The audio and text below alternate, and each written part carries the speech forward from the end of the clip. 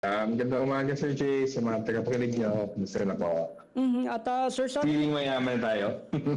oo, Sir Sunny, official na hong idineklara ng pamahalaan na yung Pilipinas isa ng upper middle income, kumbaga middle income country na hindi, kumbaga, na dahil umabot na yung gross national income per capita sa mahigit $4,850,000. So, kumbaga sa simpleng paliwanag para sa mga ordinaryong Pilipino, bakit nyo ito tinatawag na meaningless o walang saysay sa kasalukuyang realidad ng ating bansa?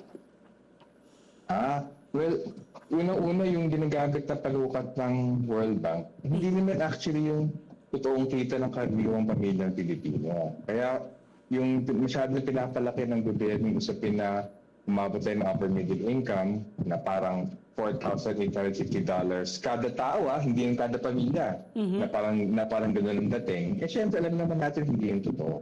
Huling kwento ng ibon nga, parang 7-10 pamilyang Pilipino, nasa 10, 20, maximum 30,000 pesos lamang buwan yung kita. So sa amin, meaningless siya kasi hindi naman actually sinasalamin at sinusukat yung totoong kita ng karaniwang pamilyang Pilipino. Kaya ang tindi ng reaksyon ng mga ng mga kababayan natin dyan kasi alam nila na medyo malayo sa realidad. So actually, kasi problema dito yung gobyerno Parang sa pagsisikap nila na may good news, gusto naman natin lahat ng good news, parang binabaluktot nila na parang good news na hindi naman talaga. At Sir Sunny, madalas nyo binabanggit na yung average o yung pangkalahatang kita ng bansa ay hindi nagpapakita ng totoong distribution ng yaman. Paano tinatago ng terminong upper middle income yung lumalalang agwat sa pagitan ng mga mayayaman at mahihirap dito sa ating bansang Pilipinas? Sige, alam niyo, yung pinakamalaking problema kasi, kaya hindi tama yung pagbabaluktot ng gobyerno at masyadong pagdidiwang yung kategorya na yan. Yung mga terminong low income, lower middle income, upper middle income, tsaka high income, ginawa yan ng World Bank bilang bangko noong dekada 80 para meron silang simpleng pamantayan para itakda kung ano yung interest rate na sisingilin sa mga gobyerno na nauutang sa kanila. Ano yung interest rate, gano'ng kahabang amortization, gano'ng kahabang grace period. So mula simula, hindi siya panukat ng pag-unlad. At lalong-lalo na, mula simula, hindi siya anumang pagsasalamin nood ng kalagayan ng mga mamamayan sa bawat bansa. Kaya yung masyadong yung hindi pag-amin ng gobyerno na wala yung kinalaman sa kita ng ordinaryong Pilipino. Sa amin doon ang pinakamalaking problema. Yung World Bank naman, hindi naman tinatago na hindi ito panukot ng pag-unlad Alam naman nila na ito ay parang simpleng may paraan sila para magtakda ng terms para sa utang.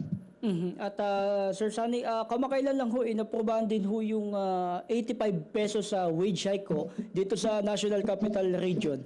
Ngunit marami pa rin yung pamilya nagsasabing hindi ito sapat kung ang bansa ay umuunlad, napapasok sa mas mataas na economic status.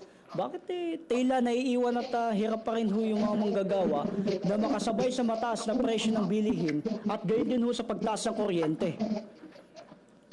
Kasi hindi naman totoo yung sinasabing pagtaas ng economic status na ayon sa World Bank. Yung nga yung punto namin hindi actually yun panukat ng pagtaas ng economic status. Talagang sobrang pagbabaluktot ng ginagawa ng gobyerno na parang ito ay parang nagsasalamin ng grabing pag-unlad natin. Diba? Parang Alex Ayala nag-third round sa Wimbledon. Hindi to tagumpay kasi ano lang yan? Arithmetic lamang ginawa nila dyan para makuha yung numero na yan.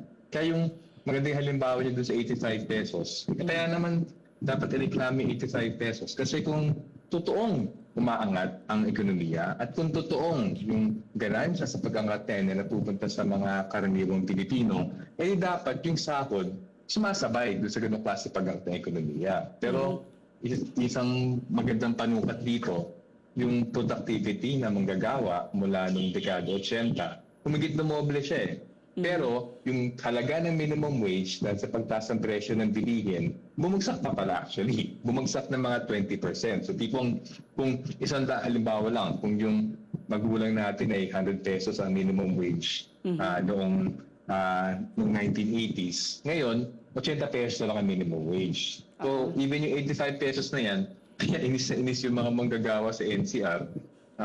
Yung kinakailangan ng isang pamilya ng 5 para mabuhay ng hindi pa nga maluho, yung simpleng pamumuhay lamang, 1,289 pesos ang family living wage sa Metro Manila. Pero itong 85 pesos, maliban sa kapusta ng 509 pesos sa family living wage, 2 gives pa. Diba? Parang yung susunod pa ay sa Enero pa ibibigay. So, kulang na kulang talaga siya. I mean, malayo sa pangailangan at malayo dun sa itinatako ng mga manggagawa at ngayon ay kinukuha ng mga negosyante bilang tubo nila.